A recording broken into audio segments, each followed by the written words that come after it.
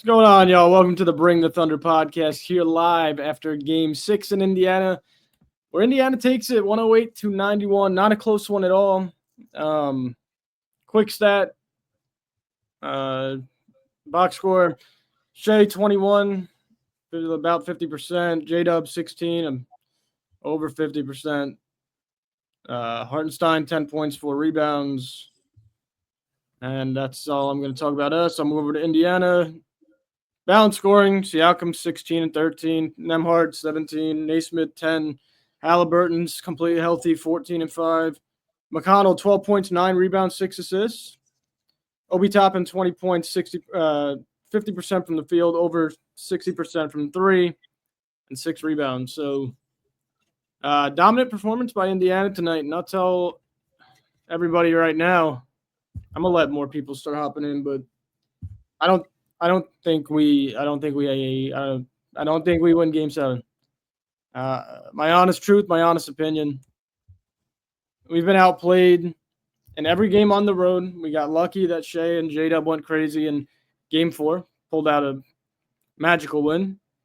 And you can't rely on home court advantage in a game. Game 7, home court doesn't matter anymore. Doesn't matter in a Game 7. It's a one game series, and I believe that Indiana's clicking and peaking at the best of their ability, and I think we've fallen off quite a bit with the production out of Caruso, the bench production. I mean, all game we had like 3 points until we pulled our starters.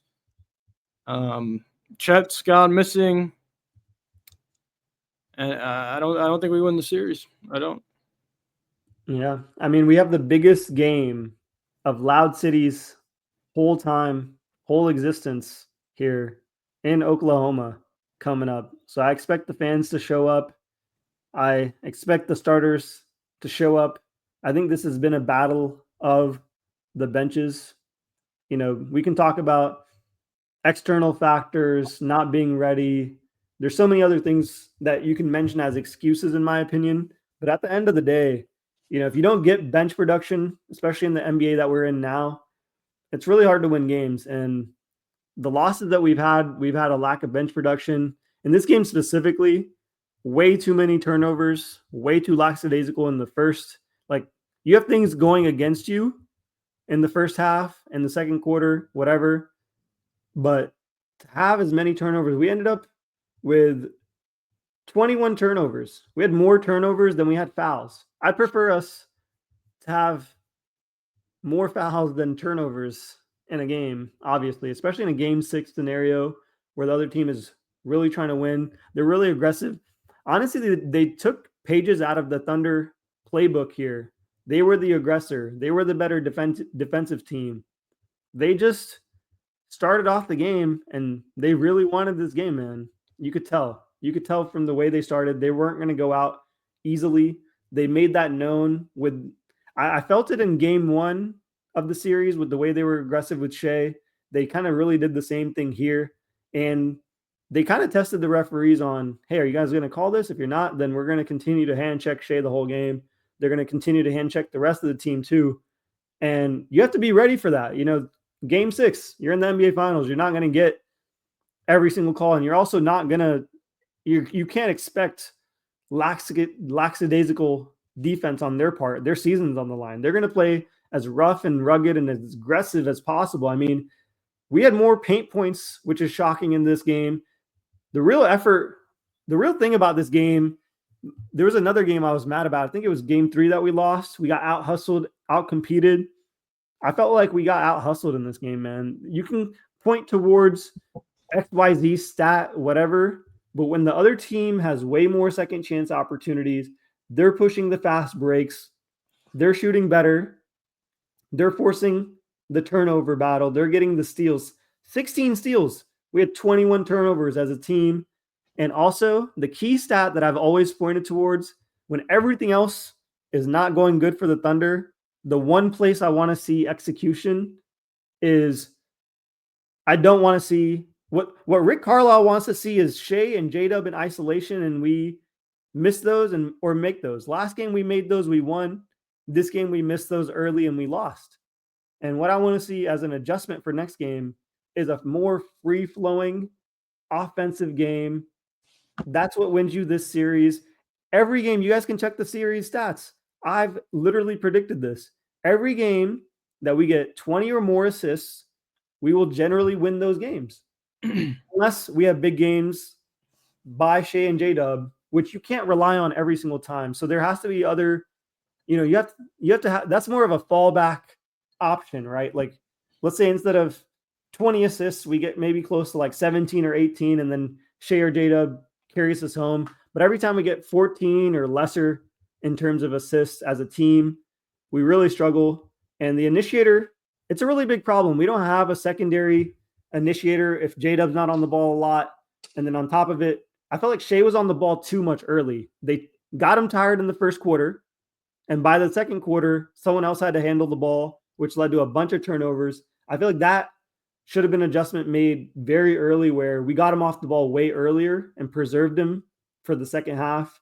I thought that was a huge issue for us, and it's been an issue this whole series. I think going and getting a real playmaker off the bench would be really helpful. Just a shot creator, playmaker, someone that can just bring the ball up. And I've suggested, playing guys like J. Will Hartenstein and AJ Mitchell for the sole reason of executing on the offensive end. When you can't get into your offensive sets, we really can't get into our offensive sets. Rick Carlisle has figured out if this team can't play their typical sets, they're going to end up losing. They're going to end up doing isolation. We go straight into isolation. I was telling Joe before we started this game reminded me of Hero Ball from KD and Russell Westbrook in 2012. I'm literally getting flashbacks to, Andre Roberson, Thabo Cephalosha just bricking everything. We have practically Kendrick Perkins out there with Chet Holmgren, and all we have is the shot making of Russ and KD. That's how it felt with Shai and J-Dub tonight. Yeah, I get a bit of a different outlook on this right now. From what I'm seeing is this team is relying on winning at their home court. That's what they're relying on. And in 2016, we did the same exact thing. We wanted no part of Golden State and Golden State. We were up 3-1. We gave them game 5, got smacked in the face in game 6, and then ultimately lost in game 7. We won one game in that series on the road, and that was game 1. Same here. We've only won one game on the road here, and that was game 4. But to me, it seems like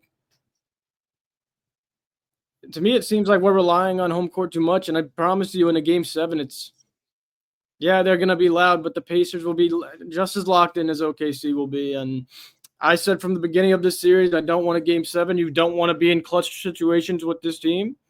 And they made a mistake, and I think it's going to bite them in the ass real good. And I don't see us winning game 7. I don't. I'm not as out of hope as Joe is right now. I'm usually the guy that's a doomer, but there's specific games that I get upset about, and you guys have known there's specific games that I don't get upset about. This is one of the games that I am upset from an effort standpoint, but I understand, in a closeout scenario, you're on the other team's home court. Things didn't go your way early. The lead blew out of proportion. You got out of it early, and that's it. You couldn't break through. We had a lot of opportunities to break the lead, get it closer. It just didn't fall that way. It was just not in the cards tonight. That's how it really felt. There was a lot of opportunities where I was like, hey, man, we're getting close. And then momentum would just shift back to them. Nembhard would hit a huge 3. Obi Toppin would hit a big one. TJ McConnell hit several big shots early. And it was just, they answered almost every single time we try to, go on a 7-0 run, 8-0 run, whatever it was. They stopped us early and got the lead early. And that's one of the best ways to beat this Oklahoma Thunder team. You get out early, you punch us in the face, and you hope that our shot making doesn't end up, providing any fruition throughout the rest of the game. And that's a strategy that we saw Minnesota deploy. Punch us in the face early, get that lead. We're probably not going to come back due to offense. But when the rubber meets the road. This team has answered the call. We have rarely lost back-to-back games. We're the better team. I trust the better talented team.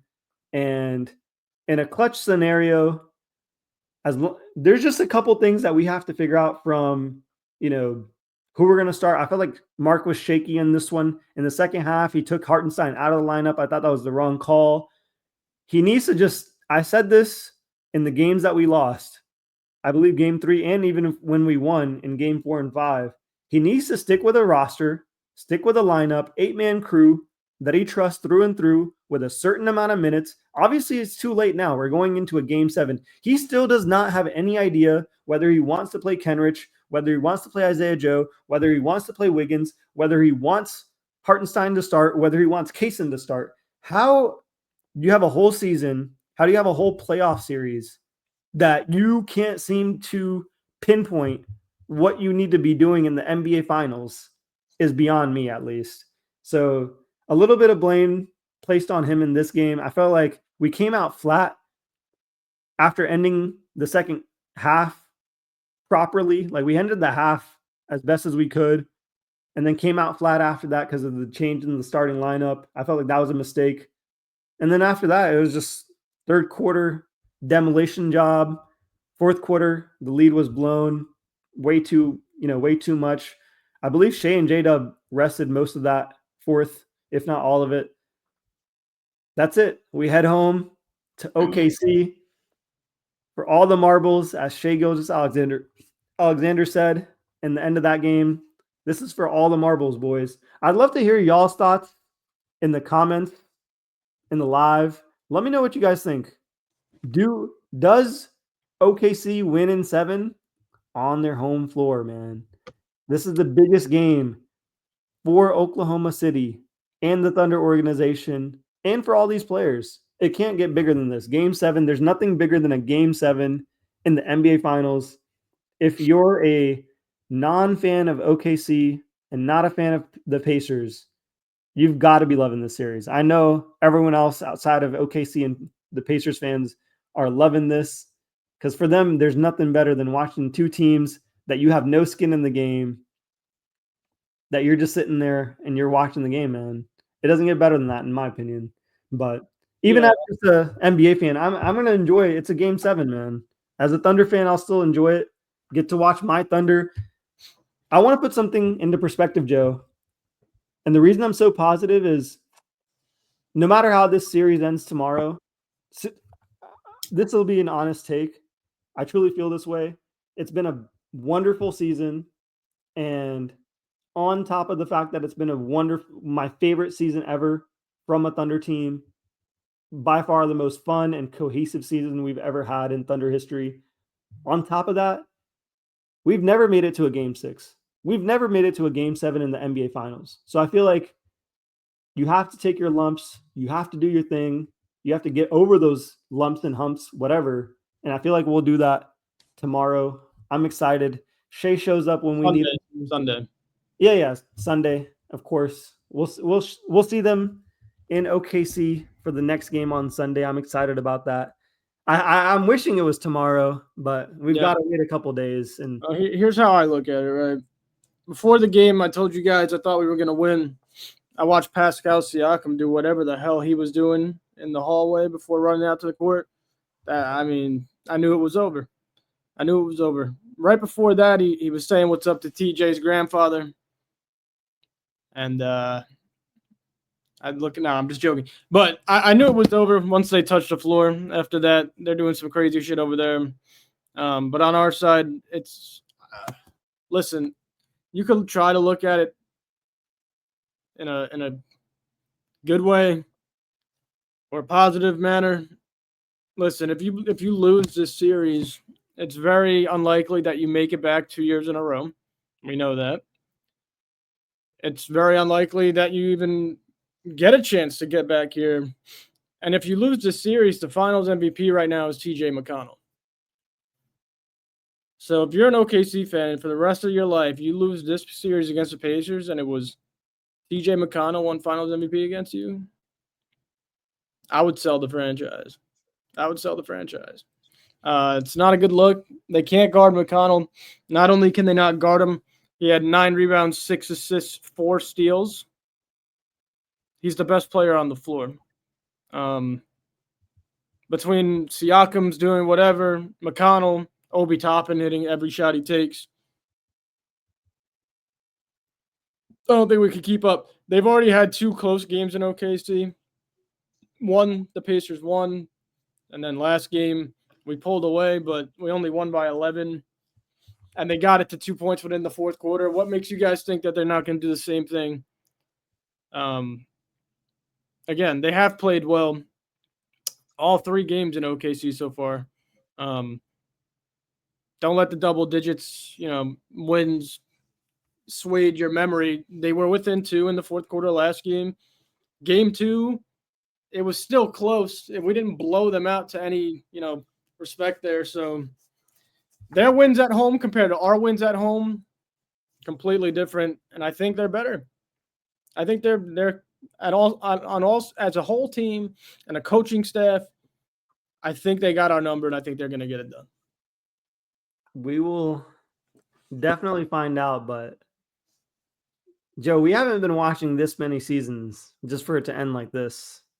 We have, because it always ends like this. It has. I went on a huge spiel. I know I deleted the footage of Game 3 loss, and I was negative that night. But I'm not going to be negative after a loss like that. I have too much faith. We've seen this team bounce back too many times. I've doubted these guys myself in a Denver series where I was like, oh my goodness, we're going to Game 7.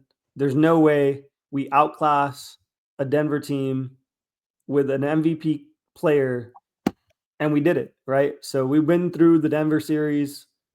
This team, what they've been through all season with the injuries and the lack of back-to-back losses, and just in general. It's all lining up, Sadbeer.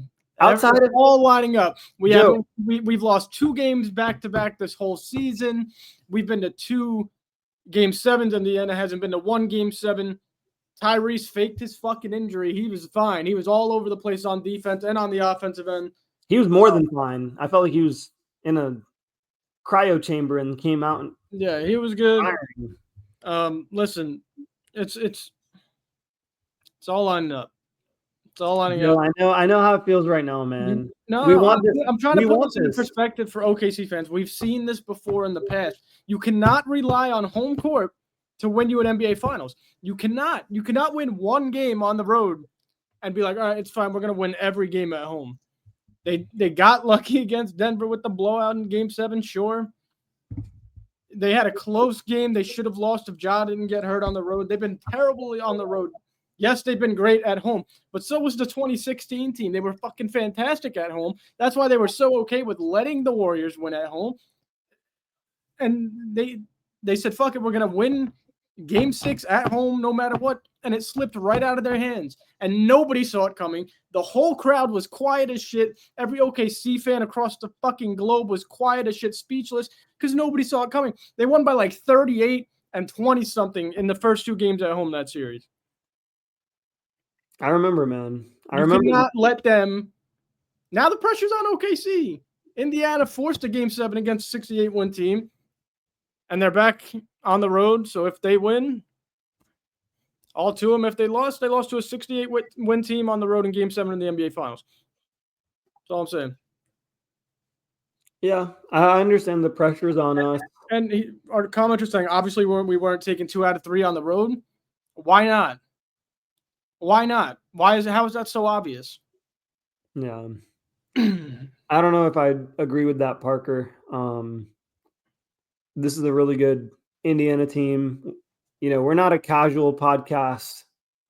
We watch a ton of games. We're not going to sit here and tell you that we thought this Indiana team was, horrible or anything. We understand they have a lot of depth. This is a deeper team than the Denver series. That was one of my concerns. And I think me and Joe, our biggest concern was Rick Carlisle, man. He's done this to LeBron James. He's doing this right now to an MVP candidate. Absolutely locked him up tonight. He knows how to turn and change and get these guys motivated. I don't know what he tells his bench role players, but honestly, some of the role players play better than some of the starters on Indiana. Yeah. Truthfully, they play Yeah. with more energy. They play better when they come off the Chicago bench. and Obi are the two best players on that damn team. Obi, Matherin, and TJ. The combination of those three guys alone is better than like two of our starters and maybe our whole bench. Truthfully. And another thing, the games we won at home, we've shot extremely well. Our bench has come alive. Wiggins played great. Caruso played great. What if they don't? What if they don't? Where do you think we're going to find ourselves? Yeah, that's guys, we were down by 30 tonight. 30 points. The home court doesn't change that. It's the same exact team we're going to play on Sunday.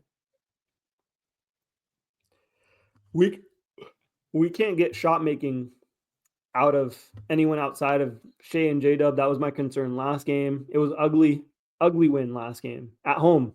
I was stressed last game. Man, people thought like, oh, we won that game handily or whatever. I completely disagreed. Like, yeah, we got a bunch of assists. We played well. We won by 11. We were up by 2 in the fourth quarter. Yeah, we won by 11, up by 2 only. And Tyrese had like practically no. He didn't make a field goal. Yeah, he didn't make a single shot. So it's like, I understood how. Look at the difference in wins. Yeah, I understood how we won that game. And then we blew the first game at our home court. So it's not looking, in terms of the victories, even at home, 2 out of 3 so far have been, one of them was a loss. One of them was a decent blowout. And the other one was a 50-50 shot that they almost came back again. So it's going to be a tough game in game 7. I expect it to be super close. If we get blown out again in game 7 on our home court, I'd be honestly shocked. That'd probably be more shocking than anything. I'm not saying it's going to be a blowout. I just don't think we're going to win it. Yeah, I'd be more shocked about that if we don't show up with effort. Even if we start going down, I think we'll put so much effort that we get it closer than it was tonight.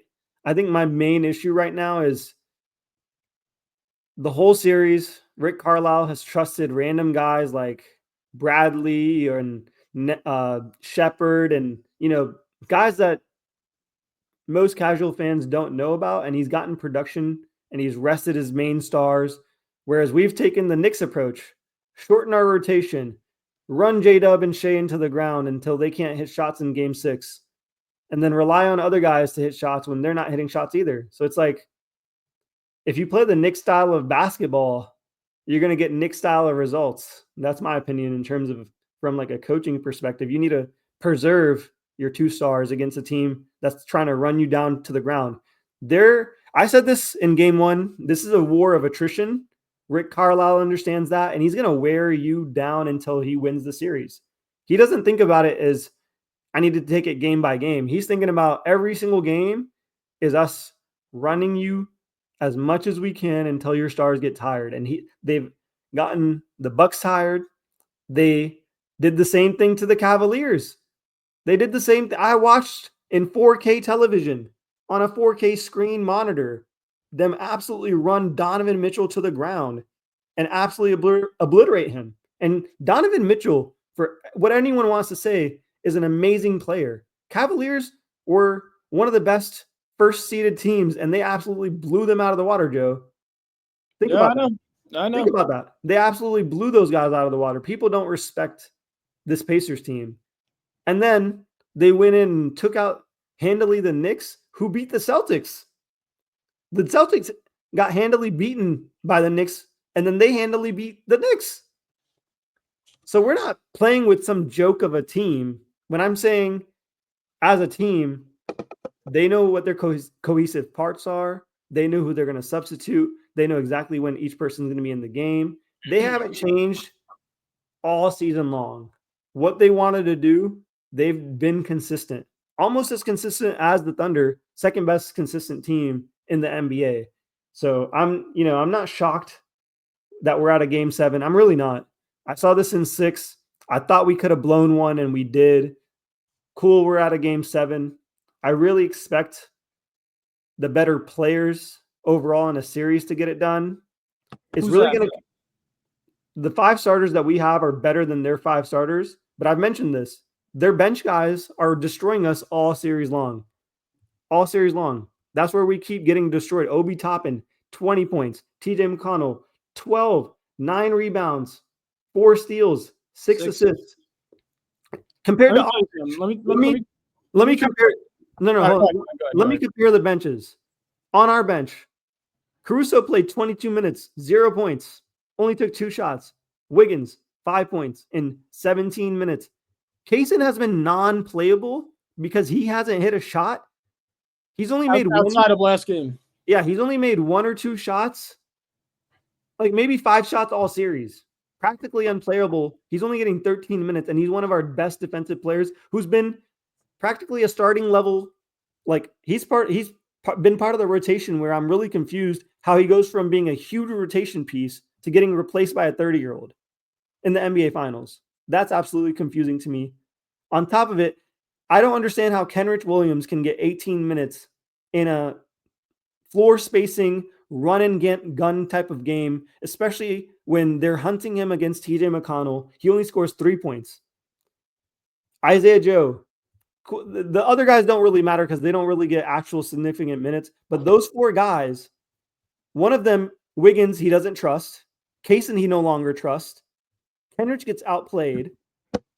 And the only guy we do trust is Caruso. And any game Caruso does well, we win if he scores 20. And I said this, Joe. You guys laughed at me. We can't rely on Caruso to keep bailing us out with 20-point games because he is not that level of an offensive player. He is not. I'm not blind. I've watched Caruso his whole freaking career from the start of his Lakers career up till this point. I've watched tons of Caruso minutes. He has never been that consistent. All he is he's in the motion. He gets a couple dunks. He used to get dunks. Now he gets a couple layups. He can't really finish layups anymore. All I expect out of him is shooting maybe 2 threes in a game and playing solid defense. Where's the offense coming from our bench for game 7? Listen, it's what everyone seems to think is at home, Wiggins is magically going to be continuing his play. Wallace will make his shots. Dort's going to make his shots. But let me tell you what a game 7 is at home, right? It's not the same. It comes down to one game, 148-minute game. Anything can happen. It starts with the coaching. It starts with shooting. And it starts with defense. Now tell me what we're better at out of all 3 of those. You could say defense, but the way this series has been, it looks pretty evenly matched on defense. I'll give the notch to Carlisle. He's experienced. He won a championship. He's been to 2. You got to give it to Carlisle. And then shooting. Are we just going to expect Indiana's shooting to disappear? I watched Obi Toppin shoot the lights out in game 1. Are we expecting McConnell's mid-range to stop? I watched him put up 18 points in game 5. I'm just being realistic. Yes, I'm rooting for the same team as everybody else. I promise you. But I'm being realistic. Yeah. That's the thing about the podcast is like we're as diehard as fans can get. We have a literal 24/7 podcast on the Oklahoma City Thunder. So if you guys think like we don't believe in this team or we don't root for this team, I just think that's an unrealistic expectation. You can say we're down on the guys, cool. But truthfully, we are going to analyze the game from who's going to win versus who's going to lose perspective. So we're going to point out real things that we're seeing. We're not going to have less objective takes just because we're Thunder fans. You're just never going to see that. You should have never let this team take you to 7. That's all I'm going to say. I said it before the series. I'm going to say it now. You should have never let them take you to 7. And now TJ McConnell is going to be the Finals MVP. Watch. That's highly possible. Highly possible. I still believe in the team. Dort went 1 for 5. He hasn't really done that all series long. He's shot pretty well. This was a road game for him. 0 for 3 from Chet, only 9 shots, and he barely made them. I feel like Chet's getting way too much shot volume. I think he needs to focus on the intangibles. That's one adjustment I'd love for him to make more personally. He hasn't really been hitting shots close to the basket. He needs to stop taking them. Like he just hasn't been effective against. At the end of the day, I mean, dude, you're not beating that. You're not beating that in the game 7. Clearly didn't beat him tonight. Yeah, man. Sorry, fellas. Sorry, I'm not even crashing out too. That's the craziest thing. I'm pretty calm over here. I'm just spitting my truth over here, and I'm not scared, bro. I already told you what I think. I'm not scared of anything. Yeah, it's hard to be scared when we've seen this movie before, right? Like Steph Curry, Dame Lillard, Donovan Mitchell, LeBron James. We've been through another thing I said as OKC fans, everyone on this podcast who's listening. First off, we appreciate all of you. Shout out to all you guys. But if you're an OKC fan, I know you want to say, yeah, we're going to win on game 7 at home. We don't lose at home. Let's just think all together here for 1 second. Don't you think if I said it, don't you think if OKC was going to win the title, it was going to be on the road? It would have been. It's an OKC. It's OKC's luck, bro. It's our luck. We were not going to win this series at home.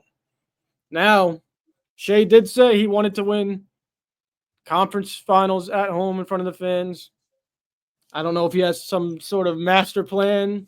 I'm hoping he does. No, you're a Celtics fan. You're all good, bro. You got your chip. You can talk all you want. You're still the champion right now. I appreciate you being in here, by the way. But listen, it's a lot of pressure on the young guys to win a game 7 for all the marbles for the championship at home in front of your fans. And I'll be damned if I'm expecting it, but when that crowd is silenced, man, I might be silent for months. You shouldn't have let this get to 7. You shouldn't have blew the first game. You could have won in 5. That was my prediction. It's definitely a tough position that we're in. I'm not going to lose hope because I've doubted in terms of last year, in terms of the record. I wasn't doubting this season's record at all. I thought we were going to be at exactly where we were at. I think I predicted around 65 wins. I maybe predicted like 50 wins last season, maybe 55 or something like that, or 40, 45 possibly. And we overshot that this season. We overshot my win total in the playoffs. We went further than I even expected. To be in the NBA Finals, obviously, I would have been really happy for us to even be in this position. But for this young of a team to be in the NBA Finals, I'm extremely happy. I'm extremely happy that we even got it to a game 6 and 7 as a Thunder fan. Truthfully, from the expectations that I have as a Thunder fan, game 6 and 7, look at me, I'm smiling ear to ear. We get to have a game 7 at home in Paycom. Can I get one more thing off my chest? I said it during our live after game 5. I said it. Jalen Williams dropped 40 points, and SGA had 31. Tyrese Haliburton didn't make a single field goal, and we won the game by 11. It was a 2-point game in the fourth quarter. Let me say it again. Jalen Williams had 40 points. 40 points. SGA had 31. Tyrese Haliburton didn't make one field goal, and we won the game by 11, and it was a 2-point game in the fourth quarter. We have somebody live outside. I think he's outside of Paycom. I can't tell. Papers, what's going on, man? Oh, man. Freaking J-Dub. I told you. That was as soon as I gave J-Dub props, look at what he did. He played good. No, he didn't. No, he didn't. He shot 6 of 13 in 27 minutes. He played good. That ain't enough. No, I'm just playing. What's up, y'all? What's going on, bro? I'm just telling everybody how I thought you were about to be ranting about Chet this game, bro. Oh, yeah, it's coming. It's coming.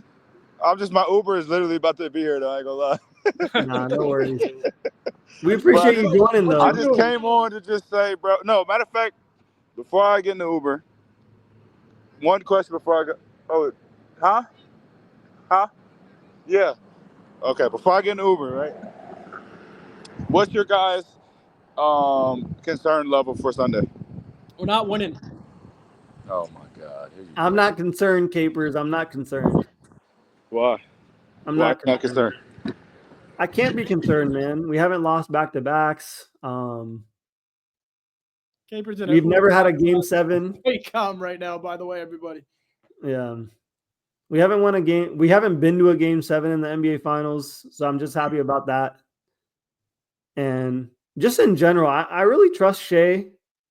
I just trust Shai, man. I've trusted Shai all season. Use your seatbelt. I trust the whole team all season long. So I don't know. They haven't really lost too many back-to-back games. We haven't lost 3 in a row. We've done historical things. Obviously, none of that matters if you lose a game 7, 1-game scenario. I don't know, man. There's just something about it, Joe. There's just something about this team. Siakam doing a ritual before the game. There's something about Drake putting that was crazy. There's something about Drake putting $800,000 fucking dollars on OKC tonight. There's something about Haliburton's calf being completely fine, right? Here's the thing, fellas. Now, remember the other night I told you we probably weren't going to win this game. And it was going to be tough whether Haliburton's hurt or not, blah, blah, blah. I went on that soliloquy. This is my only concern for Sunday. It doesn't even matter the way we lost. You open yourself up for if you have another bad night. Everything that you just worked for is over, bro. Yeah, I said. Now I'm not concerned. Like I don't have any butterflies in my stomach or a concern level at all because I picked us to lose and then win in 7. But what did we shoot before they pulled everybody? What, 2 of 20 from 3? About. Yep. So what if they come back over here and do that again? And the Pacers make enough shots? Capers, that's exactly what I said, man. I said, listen, you didn't want to get into a game 7. It comes down to 3 things: coaching, shooting, and defense. And if we're not shooting the ball as well as Indiana, or keeping pace at least with Indiana, we know Carlisle's going to have something ready. He's going to have his team ready. And the defenses looked even on both sides, right? So you gave them what they wanted, and you better fucking stomp on them early, because if not, you're not going to win the game. Totally agree, man. That's all I had to say, though. That's it. I just wanted to figure out our comfortability or concern level. Mine's out of 10. Sapphire looks fine. What are you doing in OKC tonight? You going home or you going to go out? I'm going home, bro. I'm about to eat and play Xbox. Hell yeah. And then I'll be back out tomorrow night. Supposed to be celebrating. I bought a finals jersey patch.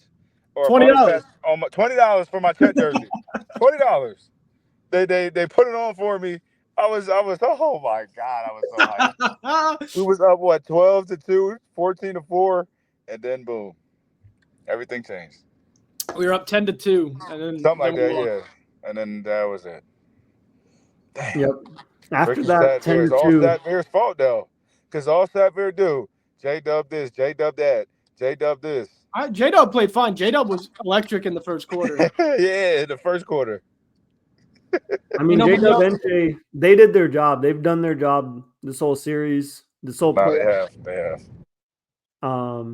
The thing I'm pointing towards is the fact that they have TJ McConnell, Mathurin, and Obi Toppin all going off for between around 40 points between each other, man. Like when that happens, Capers, another thing that happens tonight. We only got 14 assists. We didn't get to the 20. Oh, here you go. You want to know why? Because they didn't make shots. They didn't make shots. Capers, I got a question for you. How was the energy in Paycom throughout the game? Was everybody concerned at the end? Feeling good? So what happened was we started off, like I said, 10-2. Everybody was electric. Even me. Usually I don't get electric that early. I was pretty hyped.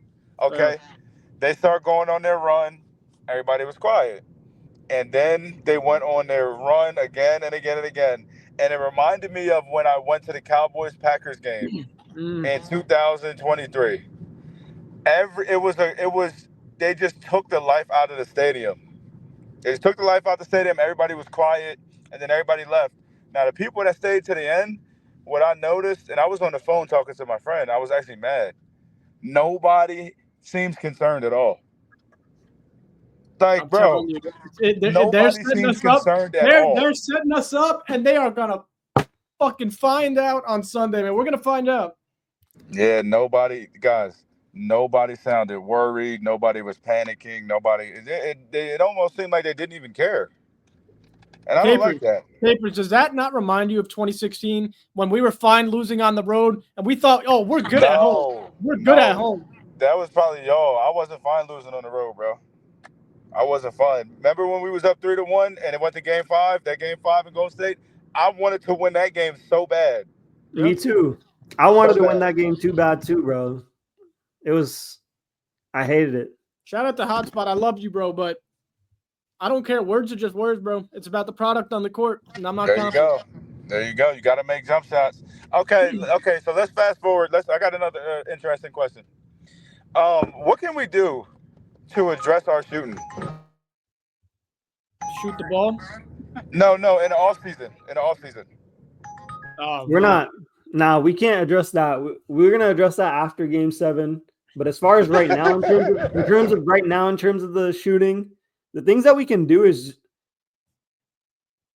we just gotta trust our guys, man. Trust the guys that are gonna get us here, that have gotten us here this far. I would really love to see more Kaysen minutes, more Wiggins minutes, Shai and J-Dub. I don't care if we're down 40, down 30, or up 40. They got to play 45 minutes, 48 minutes. Like they got to play 48. They got to play all 48. It's Game 7 at the end of the year. There ain't no next game. You got to play fucking 48.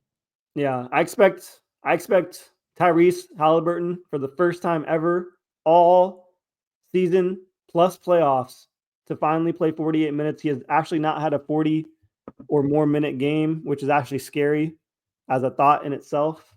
So I expect Jada Shai to get the 40 plus minutes. I expect Chet. I'm hoping he gets 40 plus minutes, and Wiggins gets a lot of minutes in this. Like, we need 7 guys out there at all times and just playing them and ride them until we lose or win, man. Because I don't trust the bench, and I don't think Mark does either. And it's Game 7, win or go home, and that's it, man. We're already at home, so. Savir, you seem concerned, bro. I'm not concerned, bro. I can tell by your voice. You seem a little concerned, man. I'm not. I wouldn't say concerned is the right word for me, because concerned was 2016, right? After the big shot, bang, bang. Concerned was in 2012 when we started blowing game after game. This is not how this series has gone in that way, where I feel that way. Like those series, yeah, I was concerned. We had the lesser team, the lesser players, the lesser depth. In this series, I'm like, we've shown the depth, we've shown the team, we have the MVP. So it's hard to be concerned in those. Like when I put that all together, it's like hard to be concerned. Okay. We'll see. Yeah, man. I mean, win or lose, it's Game 7. It's the NBA Finals. You can't be concerned, really, to be honest. Like, this is it. This is the season on the line. Win or go home. And regardless of what happens, I was telling Joe this, and I was telling the chat this. As a true Thunder fan, this is my favorite Thunder season regardless. Best memories, best friends that I've made along the way. Best team I've ever got to witness. And they're going to lose to Finals MVP TJ McConnell, baby. Let's go. Yo, he takes the same shot every time and it goes in. I mean, he's a heck of a player. He's a winning player. He's a winning player. But yeah, I mean, I'm all set for now. Me too. We can do our preview tomorrow for Game 7. But everybody watching, we really appreciate y'all.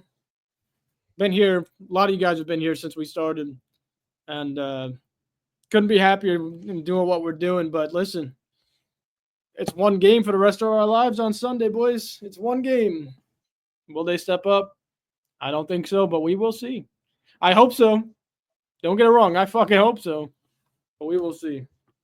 But if you are enjoying the content, subscribe to the YouTube channel. Like I say, It's free to do. We're 8 subscribers from 500. That'd be a huge milestone for us. So if 8 people in the chat can subscribe, that actually really help us a lot. Then we can move towards that 1K. Also, if you guys get us the 8 subscribers, we can implement memberships and have member exclusive lives, and we can start doing that for y'all. And I think that'll actually be more entertaining for you because we'll be live kind of more at your request on a more of a schedule. We'd prefer to do that anyways, just instead of, you only get one live right now from us, which is recapping the games. We'd love to do live panels discussing past teams, asking questions or answering questions. Debates. Guys. Huh? Debates. Yeah, debates. Essentially a debate style show where you can talk exclusive Thunder content. So we'd love to bring that to you guys. But anyway, Capers, you still there? I'm right here, bro. Right, Capers is about to pull up Pascal tonight. We're gonna get it done. We'll get it done. Capers about to do some wild shit. Anyway, we'll be all right, bro. Hotspot. So remember, guys, no NBA player wearing the number 0 has won an NBA championship. We already disproved that. Yo, Tatum. Is Indy sports fan trying to pull something too? I'm gonna say thank you to that comment, but you've been being way too nice. All right, good karma. I don't get it out of here. No. Appreciate it. He's been awesome the whole time since he's joined. But yeah. Appreciate you, man. All right, everybody. Listen, brutal one tonight. Let's go win game number 7. Joe's not hyped. I'm hyped. I don't care. Thunder up, baby. Let's go. Thunder winning 7. That's it, man. Shouldn't have let them to a game 7.